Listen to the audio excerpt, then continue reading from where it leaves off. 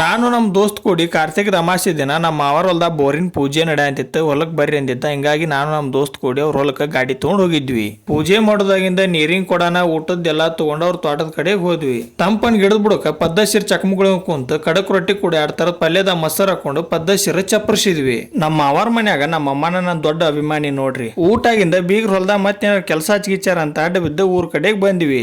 Night ಮತ್ ರೆಡಿಯಾಗಿ ಗಾಡಿ ತಗೊಂಡು ಹುಬ್ಬಳ್ಳಿ ಕಡೆಗೆ ಹೋದ್ವಿ. ಯಾಕ್ರಿಪ್ಪ ಅಂತಂದ್ರ ಹುಬ್ಬಳ್ಳಿಯಾಗ ಸಿದ್ದಾರ ಮಠದಾಗ ಕಾರ್ತಿಕ್ ಅಮಾವಾಸ್ಯೆ ಸಲುವಾಗಿ ದೀಪ ಹಚ್ಚೋದಿತ್ತು. ಹಿಂಗಾಗಿ ಕಾರ್ತಿಕ್ ದೀಪ ಹಚ್ಚಕ ಬಂದಿದ್ವಿ.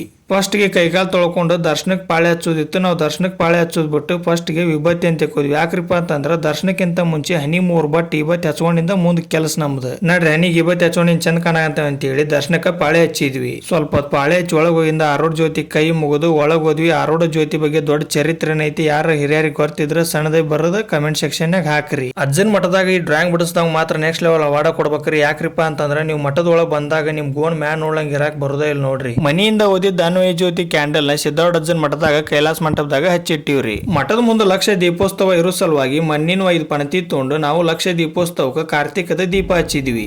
ಆಕಾಶ ಗಡಿಯ ದಾಟಿ ತಂದಾನು ಬೆಳಕು ಕೋಟಿ, ಭೂಮಿ ಕುಲಕ್ಕೆ ಕೇಳದೇನೆ ಜೀವ ಕೊಟ್ಟಂತೆ.